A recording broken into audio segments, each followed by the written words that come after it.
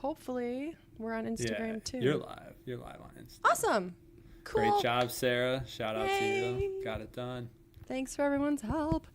Awesome. How's everybody doing tonight? We are going to be chatting with Sam. He is our newest moderator in the Walmart Sellers Network Facebook group. And I just thought it would be fun to do a little Q&A, get to know Sam. This would be a great opportunity to answer some of your questions about Walmart, because there are many. So without further ado, Sam, thank you for jumping on this live with me tonight. Yeah, definitely. Thanks for having me. Excited to be here. Awesome. So I thought we would start off, if you could just tell us a little bit about yourself for those that don't know you, and then I'm going to jump into some questions, and then we'll go right into the Q&A.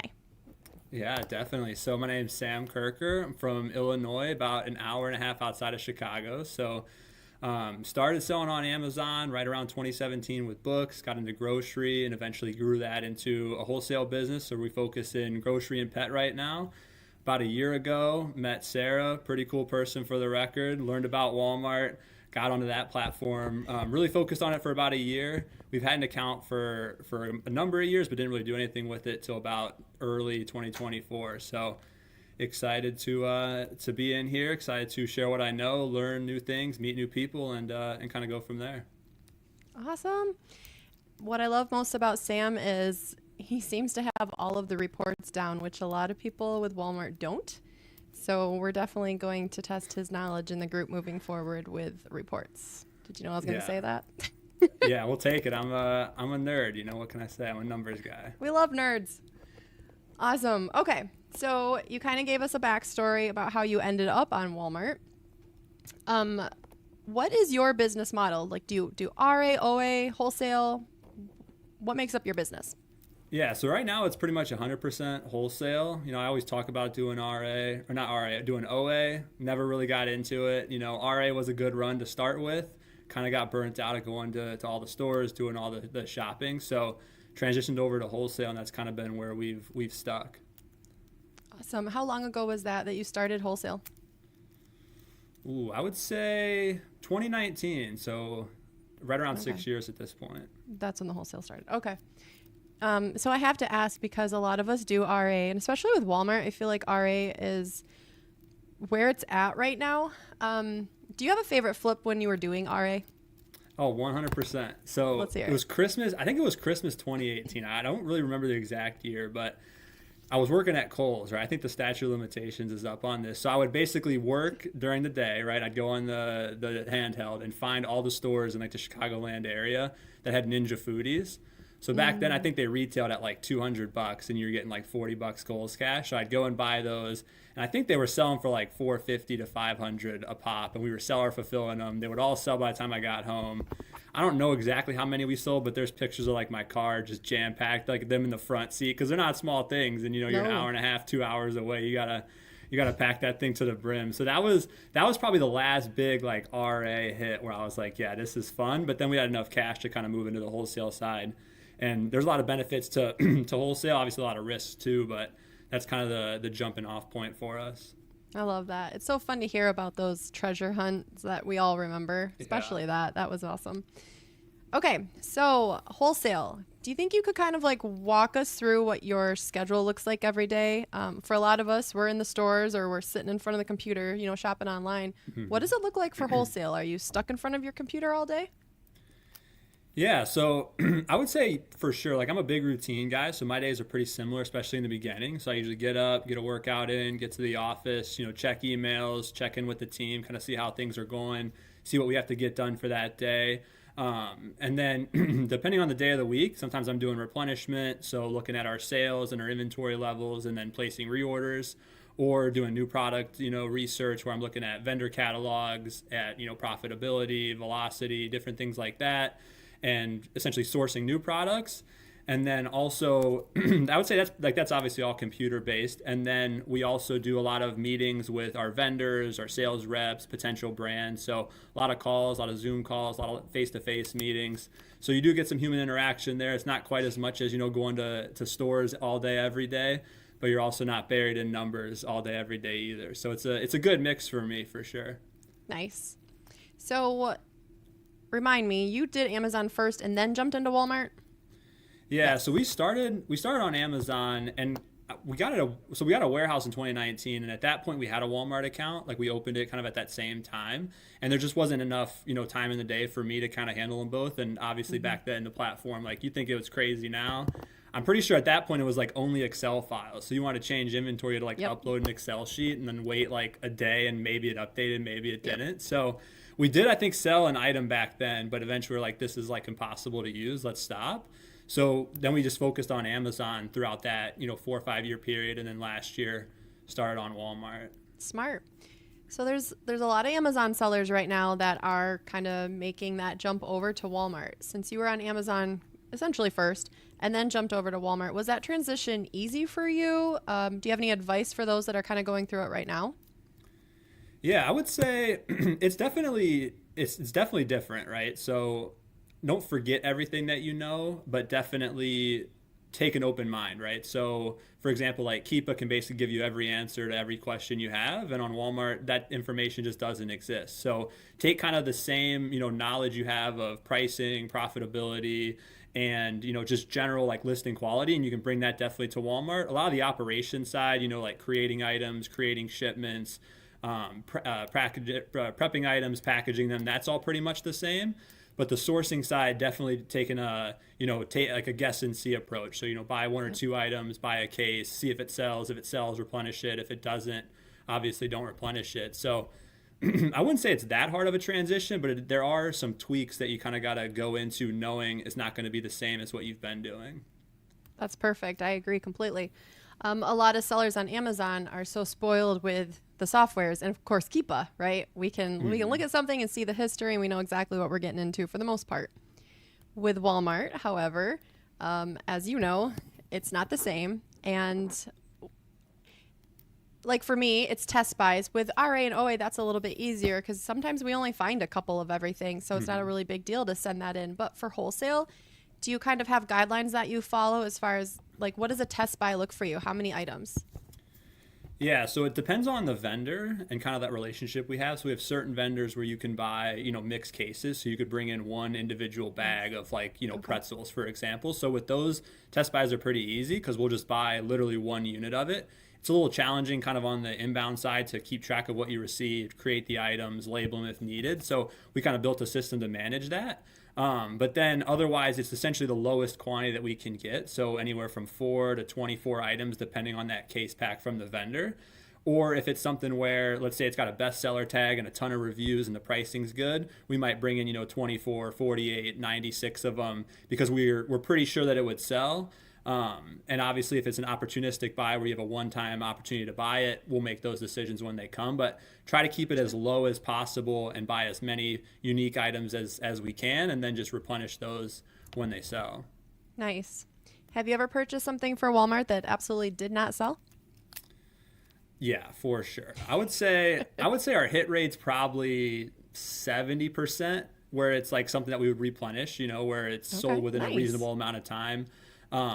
Also not super high quantities of items either. So even if we're, breaking even on it or making a little bit, it's better than obviously just having to remove it and then liquidate it or do something with that. But I see very few items that we can't really clearance out per se, but there are some items that just simply don't sell. In your mind, is that due to like bad listings, or is it just not something that moves on Walmart? Because not everything that flies on Amazon is going to fly on Walmart and vice versa. What do you think? What have you learned, I guess, so far? I would say our biggest problems are the ones that go unpublished, right? So like high pricing errors where, let's say it's a $3 bag of candy and, we're going to retail it at maybe $8.99 or $9.99. So you're making $1 or $2. It's going to, it's not going to, but it could, error out and say high pricing error. You can't sell it at $10. So those items are challenging. Also the ones where like minced garlic, we had a battle with a couple months ago where it's, a $2.99 item. So the competitive price is $2.99. We sell it at maybe $8.99. And it's like we have to sell it at $3, but the lowest WFS fee is, $3.50. So there's basically no way you can sell it at that price. So some of those, I guess you could say don't sell. We typically pull those back, or if they're seller fulfilled, we'll just keep them here. But other than that, I would say there's certain items that maybe the customer is just not there or the listing's not great either. I do see some correlations between, high quality listings with the listing quality score and sales. Like if you map those, there's actually a pretty cool dashboard in there, I believe, where it shows you kind of a breakdown of the sales by your listing quality. So you can kind of see that correlation. But also some of it could just be time of the year, pricing, wrong place, wrong time. So it's definitely a test and see, and then just kind of go from there. Awesome. So yeah, even wholesale, you're just test buys, right? We preach test buys. I had a question and I was oh yeah. So Sam, can you tell us, are you seller fulfilling most of your items or do you rely on WFS? Yeah, it's a mix. Probably 70% WFS at this point, 30% seller fulfilled. There's certain items that we find do better seller fulfilled, kind of that sweet spot, like $8 to $12 items where you can charge shipping and get around those high pricing errors. And then also just like low volume items or test buys where you're not quite sure if it's going to sell or not. We'll seller fulfill those. Okay. But the rest, we're definitely going WFS, especially on heavier items, bulkier items. Right now, those fees are extraordinarily competitive. So, on a 30-pound bag of dog food, it's whatever, like $14, I think is the fee, where if you tried to ship that across the country, you're getting killed every day of the week. So those types of items, definitely going to go WFS, if possible. And then also some hazmat items. We don't do a ton of it because it is a challenge kind of all around, but certain, aerosols or pesticides or chemicals, things like that are prohibited from WFS. If the numbers work, the shipping works, we'll seller fulfill those as well. Nice. Awesome. So you're basically doing everything. Okay. So now that you're kind of a couple years into Walmart, and especially, I think you're hitting it harder this year, is there something you wish you would have known when you first started that you know now that maybe you could help a newbie kind of get over that hurdle faster? Yeah, definitely. I would say charging for shipping is actually not the end of the world, right? So shout out to you again for the record, the tip on that one. So, essentially on those items where it is, retail price that's lower than what you can sell it for, profitably, if you split that out. So let's say it's a $10 item. If you sell it at $10, it's going to error out for a high pricing error. But if you sell it at, $5.99 with $4 shipping, it's going to go every day of the week. And then kind of a second level tip of that is make sure you've got those templates set up if you have multiple units. So if you're shipping an item, let's say it's like a 4-ounce bag of candy, so it's cost whatever, $5 to ship it. If you have 2 of them, maybe it costs you $5.50, so you're going to be okay. But if you're shipping something that's, let's say, 4 pounds, and then you ship 2 of them, now it's 8 pounds, that shipping cost is going to go up. So you want to make sure that you're charging the additional money for that additional unit, so you're not stuck charging $4 for shipping when it costs you $12. So kind of a two-parter there that's definitely helped us on a lot of items that aired out WFS or just are not profitable WFS due to that kind of pricing error situation. Definitely, especially during Q4, it was a great way to stay competitive by charging shipping. Get that buy box for best price and fastest shipping. So, all right. So you are on both platforms. What do you love most about selling on Walmart versus Amazon? And then I'd also like to know, what do you like about Amazon that you don't so much love about Walmart? Yeah, two-part question there. I would say what I love about Walmart is definitely the puzzle aspect of it. Like it's a game for sure. It's a different ecosystem. It's a different game. A lot of the similarities kind of in strategy and tactics. But there's also things about Walmart, like the shipping, for example, that on Amazon, if you charge shipping in certain categories, like it's just not going to work. So I would say that aspect of it, and then just the newness of it too. So like when we learned Amazon, we were also new to reselling as well. So kind of that two-part, I guess, learning aspect was really fun. And then taking that over to Walmart, you've got a better base level of knowledge. So you're not starting from zero kind of in general. You kind of understand how retail works. You understand how e-com works. So those transitions are way easier. And then in terms of what I like about Amazon that I don't like about Walmart, I would say there seems to be a better...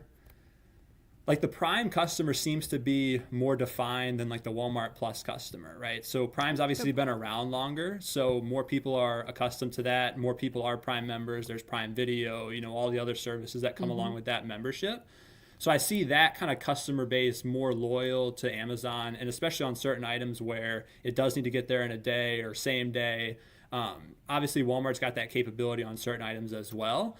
But Amazon seems to have a better same or next day delivery experience on certain items that Walmart doesn't have. But I also see Walmart's Walmart Plus kind of at a lower price point, a different consumer. I see that opportunity for them to grow that as well over the years and kind of compete pretty well between that Amazon Prime and Walmart Plus customer. So I would say that's probably the difference there. And then there's obviously a lot of tactics and different things on the way customers operate that we like and don't like. So probably get into those ones on another call though, could go forever on that. We could go forever. And just to transition into this, there's so many sellers right now that are leaving Amazon because it's hard, right? It's gotten a lot harder. And Walmart's flashy and everyone's flashing their Walmart success. But there are some quirks about Walmart, and I feel like if you're not careful with those, you can really lose money. Is there anything that jumps out to you, not that you want to warn people about necessarily, but that we should maybe shed some light on when it comes to Walmart that maybe you haven't seen posted or talked about?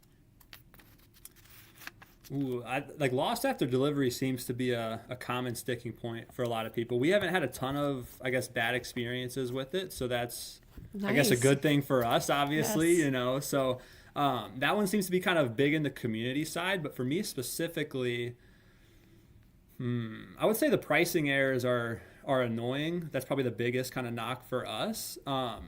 And then also the velocity, I don't know, is an interesting kind of debate as well, because it's like, the velocity is on Amazon, it's not on Walmart, which is true for a lot of items, but also the flip is true for a lot of items as well. So like we'll have items where, during Thanksgiving, they'll sell, 40, 50, 60 a day if we can keep it in stock. And then you go on Amazon, it says, 100 sold in the last month. It's like, well, 60 times 30 is way more than 100. So Right.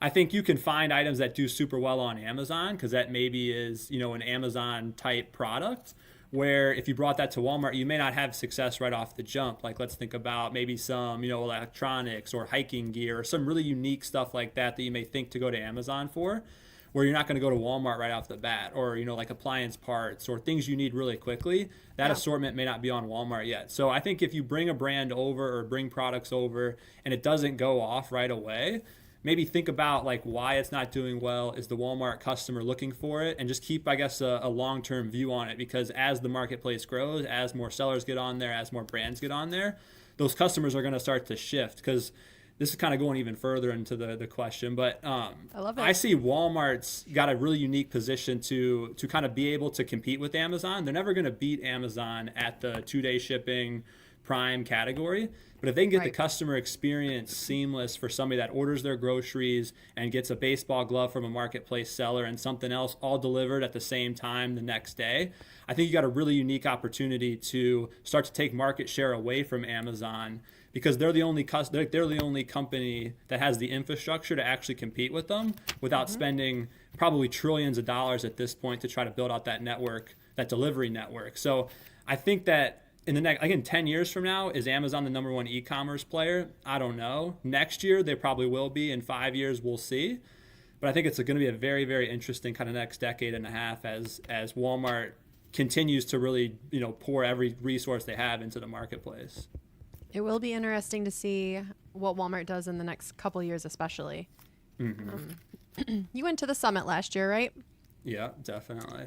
What was your impression after being at the summit, and what are you most excited about for the next one? And are you going to the next one? Yeah, I'll definitely be there, San Diego. So we'll see everyone there, hopefully.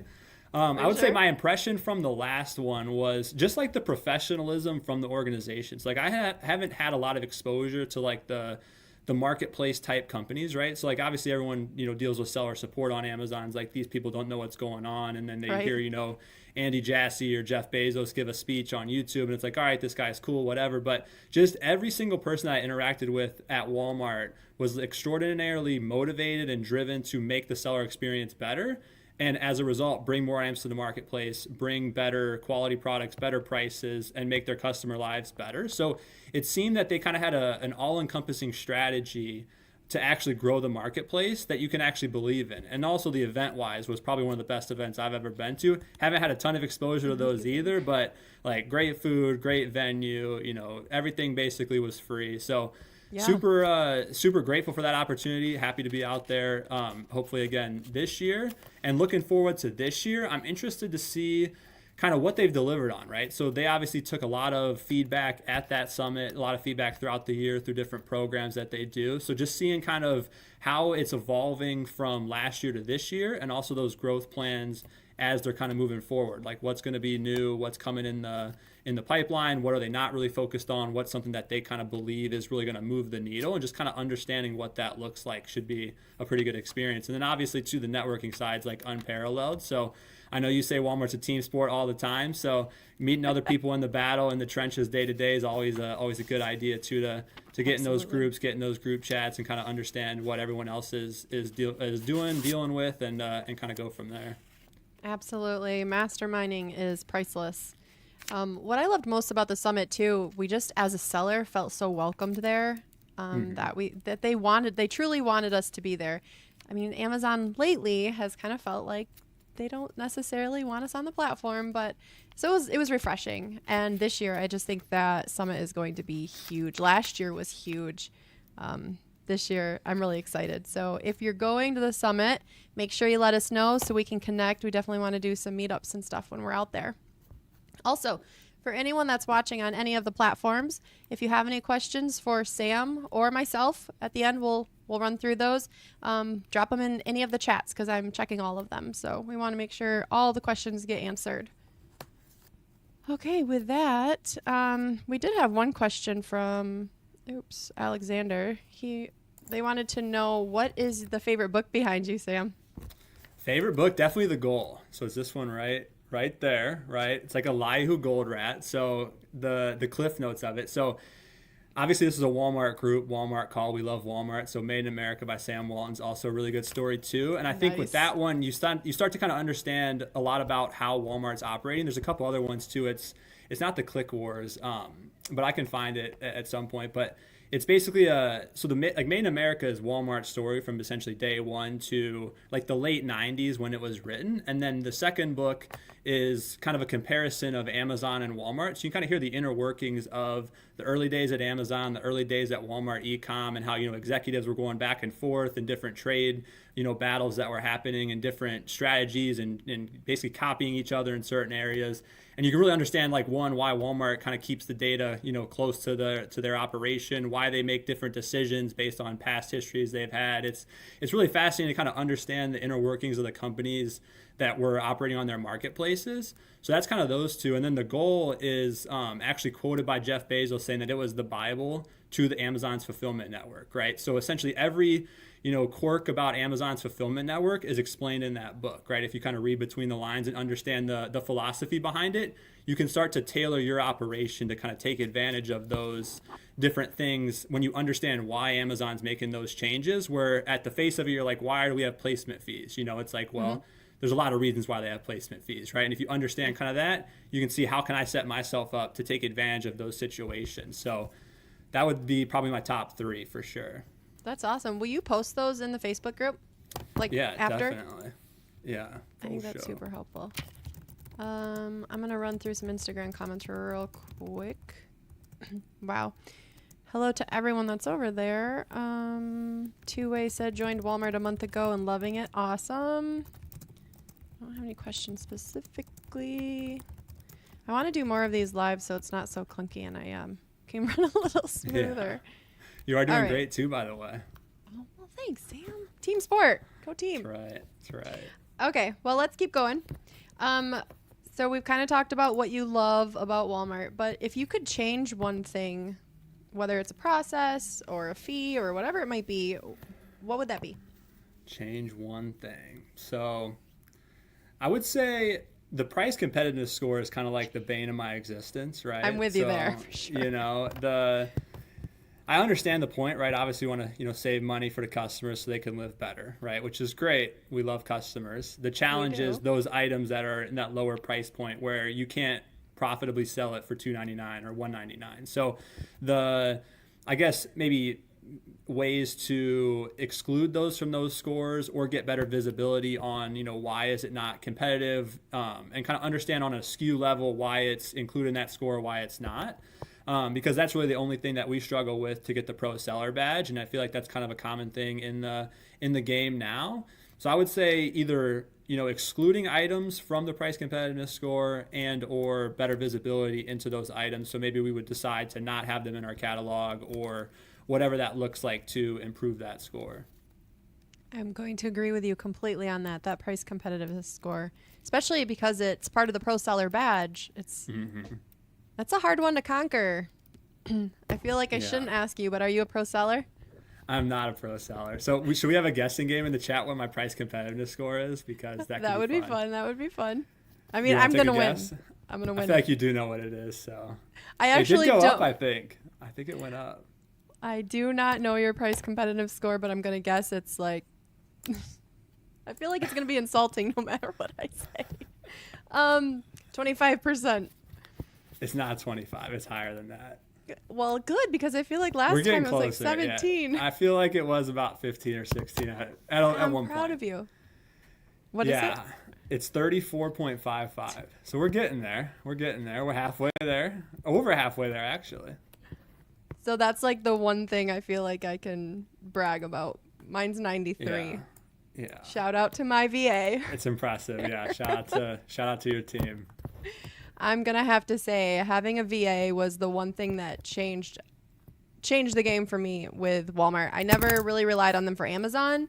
In fact, I feel like most people told me not to get them for Amazon, but my VA team for Walmart is incredible. I love them. They're in this group. So if you're watching, thank you for all you do, because I appreciate them. And if you don't have a VA for your Walmart business yet, I would highly consider looking into that, because just converting items alone, such a time saver, and opening cases. Those two things, that can save you so much time. Do you have a VA, Sam? Yeah, definitely. I don't know. She might be watching this. If you are, shout out to you as well. But there you go. I'm curious about kind of your strategy on, VAs for Amazon to Walmart. Would you say that it's more on Walmart because of the lack of software or because of the complexity of the operation? Like, what's the thought process between not necessarily having them when you were doing Amazon heavy versus now when you're on Walmart? Well, for me personally, I think having all of the softwares for Amazon, it was such a time saver, right? I didn't have to sit in front of the computer for hours just to get items listed. So yeah, for me personally, that was it. It's just the time. I can't, with Walmart, you could spend all day trying to convert and deal with errors and then open up cases to try to get those items published. Who's got time for that? I don't have time for that. Yeah, that makes sense. Like I said, shout out to the team. Shout out to the team. Oh boy. Okay, so let's do some fun questions. So all of us that are in e-commerce, whether you're on eBay, Amazon, Walmart, doesn't matter. You've had some kind of wild or crazy times at the store in the checkout, maybe dealing with a customer. Is there a weird moment, I guess, that you've had in your e-commerce journey? Yeah, I've got about 47, but the top, there's like two that are pretty crazy, right? So let's hear them both. One is funny after the fact. In the moment was a tense situation. So it's like a normal Tuesday, right? I'm just working. I'm in my office, I'm probably looking at a spreadsheet. And one of the guys from the warehouse comes in and says, "Hey, Sam, the driver cut himself. There's a lot of blood. I don't know what to do." Oh, and I'm like, "Do we need to call 911?" And he's like, "No, he's all right. There's just a lot of blood." So basically what happened is the driver grabbed broken glass and cut his hand. Oh, God. So he walked from the dock to the bathroom, shaking his hand and spraying blood, like literally everywhere. So we spent like 2 hours cleaning that up that day. Ew. So not really a funny story, but just like what chapter in the business book is how to handle that situation, because I've read a lot of books, obviously, and I've never got to that chapter. So that was wild. And then a funny, just kind of, you don't really know who you're talking to sometimes. So we had a meeting with one of the brands that we were working with. I think it was like 2023. So it was like just coming out of COVID, and they were having a lot of problems with like supply chain, a bunch of different stuff. So they were like, they called us for a meeting. So they came in, we met, we talked about, what's working well, what's not. And there was our sales rep and then another guy, but I didn't know who the other guy was. He like introduced himself, but like, I'm not great with names. So I'm like, yeah, we call him Homeboy, right? So Nice. he's there, and he's like, so I got a question about kind of like how, COVID's affecting you and kind of how the supply chain is and different things like that. So I was like, yeah, it is what it is. But if you want my like honest opinion, we're 3 years into this. Like, you got to figure it out. I feel like a lot of people are in, swivel chairs making excuses on why they can't, ship the product. So that's kind of what I think, right? Yeah. So the rest of the meeting happens, the guy leaves, and then like 20 minutes later, our sales rep calls me. He's like, "Hey Sam, like, do you know who that was?" And I was like, "No." He's like, "Well, that was the VP of supply chain." And I was like, "Oh, so he's the guy in the swivel chair making the excuses?" Oh, So, no. needless to say, our relationship did not end well with that brand, but we're no longer selling their products. But we wish them well regardless. I was like, Oops. probably shouldn't have said that one, but what do you? He did ask what I thought, so it is what it is. I mean, you're just being honest. Maybe he needed that wake up call. Yeah. So those are probably the We two wish them crazy, well. funny stories for sure. We do. We wish everybody well. I love it. Mine was with Amazon. I once had someone return their product to my doorstep. So What? that, yep, it was Q4. I had sold a tool set and they went to return it at UPS, noticed the address was a local address on the shipping label, and instead of shipping it with UPS, they brought it to my door. So, yeah, I can just imagine what my face looked like, when you open that door and he's like, "Here." Okay, cool. Yeah. So right I don't after that, know. I changed my address for sure, but That's an all-time one right there. most bizarre moment ever. What did you What are you gonna say? Like, Merry Christmas? Dumbfounded. Hands out, took the package. That's it. My husband was like, "Bye."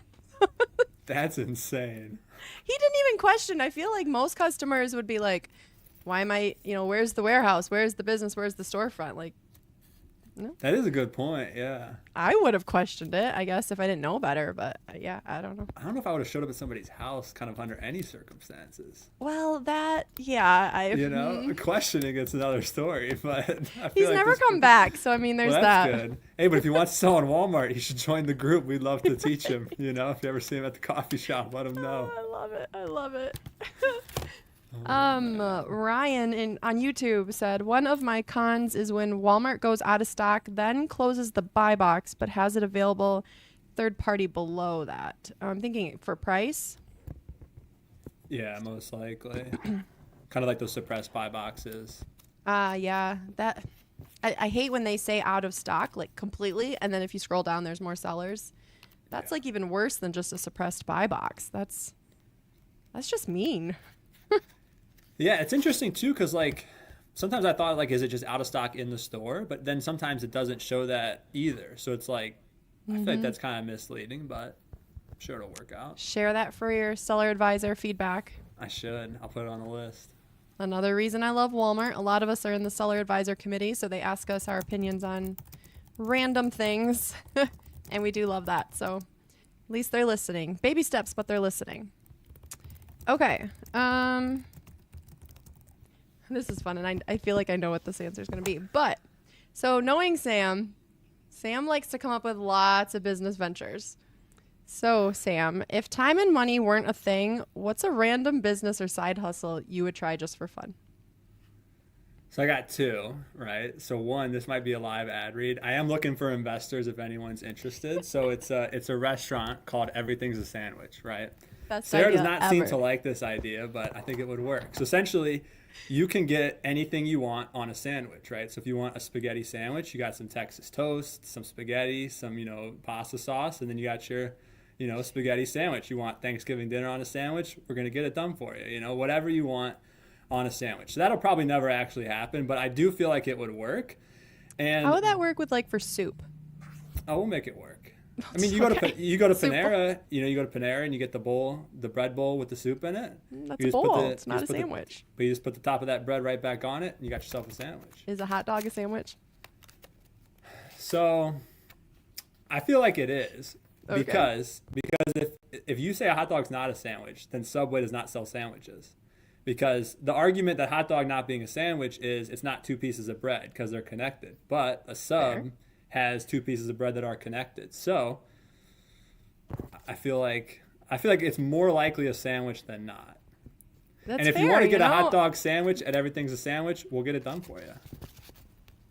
There you go. If you're interested in investing in Sam's business, please hit him up. I would appreciate it. Free hot dog sandwiches for life if you do. If you have restaurant experience, that'd be great too because I sell a lot of groceries. I've never ran a restaurant or worked in one.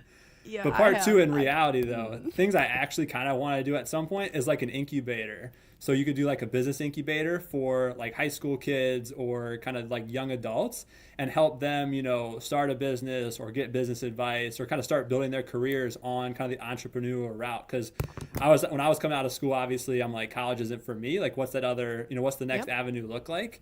So if there was like a thing like that where you can kind of help that next generation get going, I feel like that'd be a ton of fun and probably have a big impact too on the world. So that's Oh, for that's sure. probably more likely than everything's a sandwich, but I'm open to either one.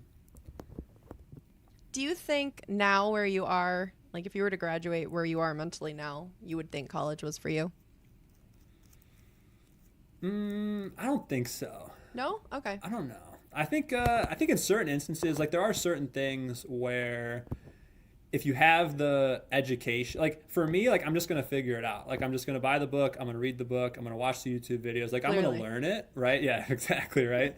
But some of the stuff too, where you meet different people in college, you meet different, professors or other students, and get involved in those types of events.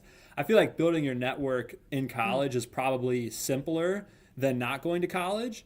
But also you can do that in other ways as well. So I think it's really depending on like how motivated the person is, what they're trying to learn, and kind of how society still views that degree, right? Like if you're going to be a Sure. lawyer, you need the degree. If you're going to be in business, you probably don't need the degree as much now than you did, 10, 20 years ago. So it's interesting. I do think about it every now and then, but I don't think I could have stuck it out for another 4 years going to school. I don't think that Sure. was I don't think that It's was not in for everybody. my path. It's definitely so. not. But you did something. You didn't, I mean, you did something. You True. built something, and that's okay.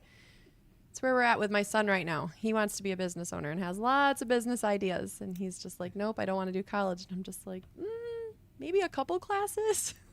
Yeah, I did one semester at community college and then dropped out. So I guess I did go to college. I just didn't make it through. So maybe you could Really? do that. Make your mom happy, go to class for a month or two, and then be like, yeah, Thank you, this ain't Sam. for Thank me. you for saying that. I doubt he's Yeah. listening, but You thank should you. clip this. You should clip this. And I should.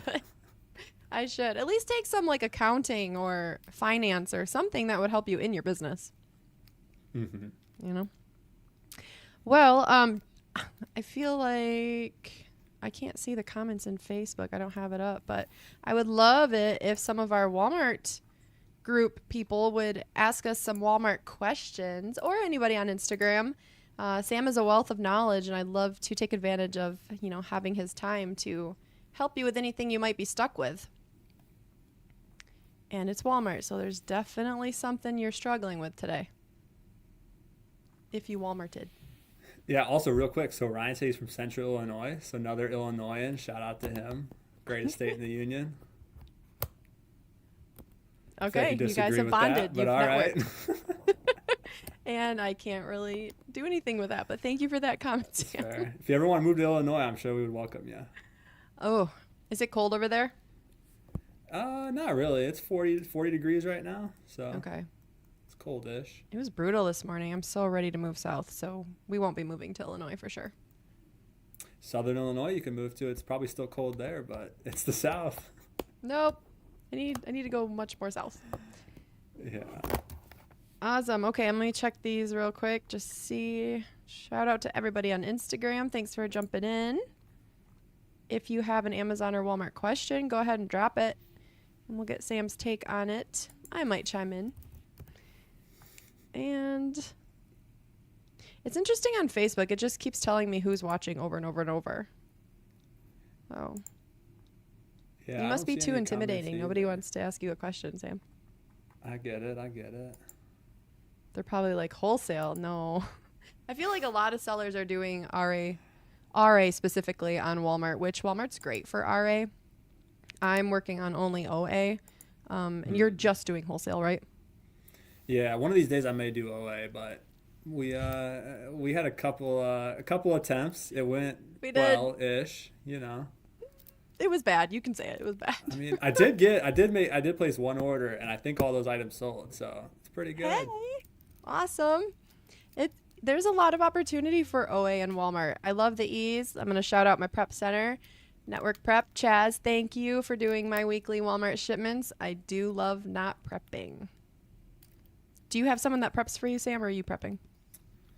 We got a team. Yeah, we got 2 people in the warehouse that do it. So Nice. I guess the company does it in house, but I don't really do the prep day to day. I will jump in there when I need to, though, for sure.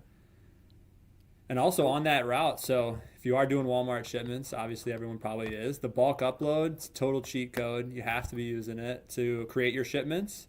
And then when you're buying shipping as well, the bulk box upload template, also a second cheat code, especially if you have bigger shipments, a lot of boxes, definitely helpful. Or if you have the same size boxes, helps you create those in Walmart quicker, for Definitely. sure. Yeah, I wonder if Chaz is doing that over at the prep center. It's a good question. Yeah. Oh, Ryan, good to know. See, you got one thing out of this call. Yeah, yeah. We should do a video on that, and by we it's probably a me, but we'll make it work. We have a lot of videos we need to do. I'd love to hear that too from those of you that are in the Facebook group. What do you want from the Facebook group? I think the team and I are very dedicated to making Walmart a smooth transition for those that are jumping over. And I personally kind of forget what it's like to be a newbie on the platform. So make sure you're tagging us with questions or requests because we really do want to be able to offer value to you guys so that it's an easy transition. All right. Heather says, what are your best strategies to achieve Pro Seller Badge, especially with pricing? I would say do the opposite, whatever I'm doing on pricing, because it's clearly not working for us. I don't have a ton of tips on the pricing side. The other ones, so what are the metrics, right? So one's customer service, definitely. So respond to customer messages quickly, try to be helpful, try to answer the questions. Also, we use a lot of message templates, so it is pretty similar to Amazon's templates, but they are kind of hard to, I guess, find where to set up. So I believe you have to go into settings and then go to message templates to actually create those templates. But you could create them for, like, for example, we get a lot of cancellation requests for seller-fulfilled orders. You can set up, say, like, you know, we were able to cancel your order, you weren't charged, you know, have a great day. And then things where if you get those messages from WFS customers, you can direct them to WFS customer service. So those templates are really good. Cancellation rate's number 2. So obviously don't cancel orders is probably not the greatest answer, but try to make sure you have items on hand that you're selling. If you are going to have to cancel an order, try to do it before you acknowledge it. If you are using VQuo or ShipStation, I think they auto acknowledge them. So it is a challenge there. But if you're shipping yourself in Ship with Walmart, if you can't fulfill it, cancel it before you acknowledge it. I don't know if that doesn't count against your cancellation rate, but I believe that's like the best practice for canceling an order. Yep. And then on-time delivery rate. So definitely be paying attention to your shipping templates. So when you're promising those customers get those items, obviously they want the items when you promise it. So don't deliver it early, don't deliver it late, get it there on time. And if Walmart tells you that your delivery rate is not great, definitely listen to them because they will suspend you. We have a little experience with that as well. So definitely pay attention to those metrics. The quality score, I don't have a great advice on that one either. I guess just try to work on the types of items that you're selling. It's tough to update content on certain items if you're not the brand owner or top seller, or there's some term for it, I think, where they let you change that. And then the competitiveness score, I got nothing on. The shipping score, though, I do. So shipping score is the percent of expedited delivery, so 3 days or faster on your items. So what we do is we set up a template, or like in our templates, the states that are close to us. So we're in Illinois, so Wisconsin, Iowa, Indiana, Missouri, the states that are really close. We offer 3-day shipping there because we can get that on either Ground Advantage or UPS Ground. And that'll usually get you over that 75% of your items offering expedited shipping. You can do the 2-day and 1-day programs. We don't, I don't know if we've ever actually done it. We definitely don't do it currently. But it's, I guess, a good thing to know that the expedited delivery to Walmart's 3 days or faster. So you can do that without taking on that extra risk of expedited shipping on a 1 or a 2-day service. Beautiful. For pricing competitiveness score, it's a daily grind. I know my VA could share a little bit more about what he does, but he does adjust our pricing every day and goes into the pricing insights in order to do that. So you can see clearly what they're pricing you against. And then for the quality score, have you tried the new like AI feature where you can edit listings with their recommended content versus what's online currently? I have not. It's kind of cool. You should check it out. They'll take it. For me, the ones that I've tried, they stuck. So maybe they're letting us edit more if we use their suggestions and not so much ours. Yeah. Where's that one at? So it's in I just closed down Solar Center because it was making me it was Oh, is that why you were glitching there? Oh, good. freezing. Yeah. Is it the listing quality dashboard, it looks like? Yeah, I can't look. All right, we'll figure it out. We'll I believe it or not, I don't have the Walmart catalog and Seller Center all memorized yet. No. I don't. Me My either, VA probably actually. I does. really don't. I know where a lot of stuff is, but sometimes a little hide and go seek on Seller Center. All right. Ryan says, "Are you manually repricing?" Yes, so What's the story on definitely manually repricing at this point. We've played with the kind of going back and forth with the Walmart repricer and manual repricing. I don't know. We've had situations where you do better manual, you do better with the Walmart repricer. One of the case studies I did where I looked at I think it was 1,000 orders. There were 800 of them where we were below the list price, and then 200 were we above the list price. So overall, I think our sales were $300 less than what our list price were. So obviously the question is how many of those items would have sold if we didn't use the repricer versus the ones that did because we used it. That's a really tough question to answer. Sure. But I would say if you're going to use the repricer, obviously be aware that it does price up and down from what we've seen. But also the manual side works pretty good as well, and you can have better, I feel visibility into what items you're repricing. So we break it up by categories. So on Mondays, we'll do seller fulfilled items below $20. On Tuesday, seller fulfilled items above $20. Wednesday, the unpublished and error items. And then Thursday and Friday, WFS items above and below $20. So that kind of helps break your catalog out. And you can adjust that number. So we're in grocery, lower price point items. If you're selling, toys or electronics, obviously you'd have a higher price point to kind of split your category or split your catalog. So you're not always repricing the same items. You're not missing items. You can also sort by items in stock. So the most quantity you have, the least quantity you have. And depending on how big your catalog is, that can help you kind of hit all the items. And then in terms of kind of moving bad buys, I know you've had a good experience with some clearance promotions. We actually just put one up about a week ago. It's been doing pretty well as well. Obviously, you're probably not going to make money on those items, but you can burn through a lot of inventory pretty quick and kind of get that money back to go back into the game with versus it just sitting on a shelf, in our case, expiring, since most of our products are consumable. Mine was the same. Yeah. I'd rather get something than, pay just to have it disposed of. But yeah, that clearance, the strike through clearance, just having that label above your listing was a cheat code. So play around with that for sure. Let me grab a comment over here on Instagram. Full scale resell says, have you listed on the Walmart app yet? They listed a few today and it was good. So I'm glad to hear that. I have not personally tried it yet.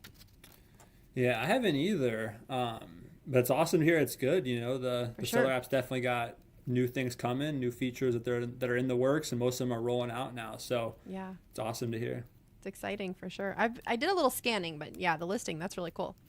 And Michelle in the Facebook group says bulk upload. Don't even know what that is. Can you give us a short explanation?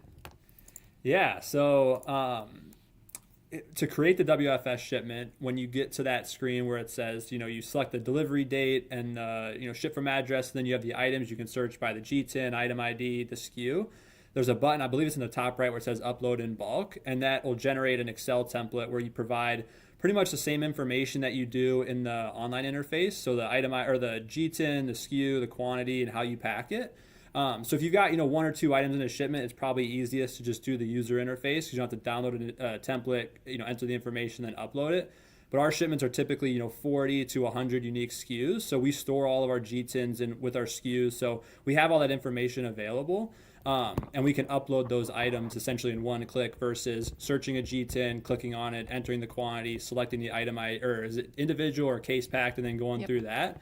So it can really kind of clean up that process if you've got a lot of items, or if you're shipping the same types of items every week. You can kind of build a template to work off of.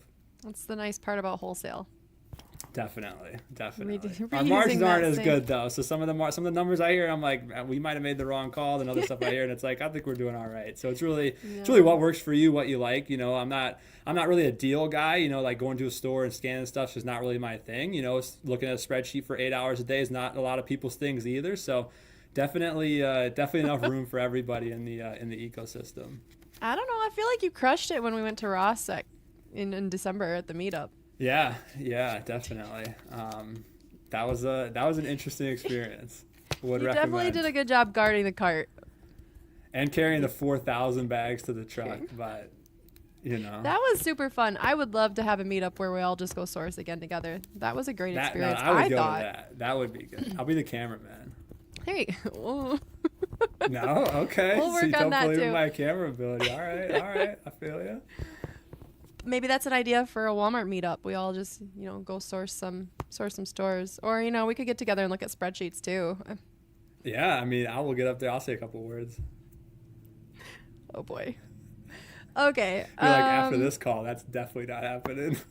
Definitely not happening. A couple Instagram comments. What do you think about fake shipping labels? Because most people are using those in Pakistan. Well, we definitely don't want you using fake shipping labels.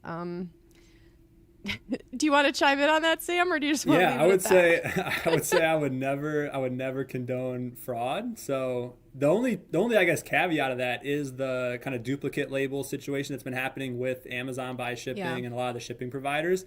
That's kind of a caveat of you're not intentionally buying fraudulent labels, but items could show up delivered to another state or another city. So I know Amazon, I think, put out a press release kind of covering that situation. I don't think Walmart's done that as well, but if you do have that situation, we've just been reaching out to the customer, letting them know there's a known error with our shipping platform, the item's still on the way, and kind of going from there. But if you're knowingly buying, fraudulent labels, your time on Walmart's probably going to be pretty short. So Very limited. I would reevaluate.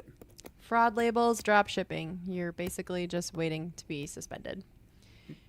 Okay. And with that, when you reach out to a customer to make sure you're using Seller Center and the inbox that is inside of that. That is the only approved way to reach out to a customer. So note that as well. True. Vital e-commerce says Walmart will surpass Amazon in the near future. Well, there you go. Let's hope so. I mean, there are Amazon sellers listening, so let's just make sure there's a nice balance between the two. Okay, let me go back over here.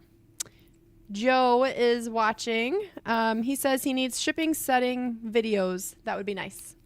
Okay. I feel like he just gave you homework. Is that the Joe or is that another Joe? That's your Joe. Okay. Shout out to Joe. That's right. We wish him well. We do. Okay. Unless there's any more questions, I mean, I've already taken your time for almost an hour, so I don't want to abuse that privilege to sit here and chat with you, but I want to make sure we have everyone's questions answered. So if you have any last minute questions you have for Sam or myself or just about Walmart, go ahead and drop them in one of the comments and I'll find them. Right, Sam? We should do this more often. Right. It's kind of fun. Yeah, and also in the comments, should we start a podcast, yes or yes? Put that in the chat. Let us know. We also need names of it, and topics would be great as well. Oof. You really think people want to listen to us? We're about to find out. I mean, we got 3 people right now watching us, so that's good. Oh, God, the pressure. I mean, what's one more thing on my plate? Yeah, definitely. I mean, all the things. Thank you, Sam. You're welcome. We got a question mark, so that's... I feel like we're going to take that as good, That's a vote for yes. I think so. All right. Oh, hold on. Let me check. Oh, Michelle says yes to podcast. Thanks so much, guys. She enjoyed it. Aw, thanks, Michelle. Yeah. Someone likes See? us. We got at least one listener, One's better than zero. Isn't that what Gary Vee says? We're on the board. That's right. Oh, boy. Well, Sam, thank you so much for hanging out with me tonight. It was a blast. I would like to do this again, and I'm really grateful. You're obviously not doing it for the money, but we really do appreciate your expertise and your knowledge and your anytime. sarcasm. Happy to help. Happy to be here. And for the record, that was not sarcasm. I'm glad you put that on the record. Oh, we got another yes to the podcast from Dee Dee. All right, two's better than zero. Yeah, shout out our Orlando Unconference new friends. Yeah, They're all saying right. yes, they'd listen. Aw. See, Yeah. this is what networking does. New friends. So great. Supportive.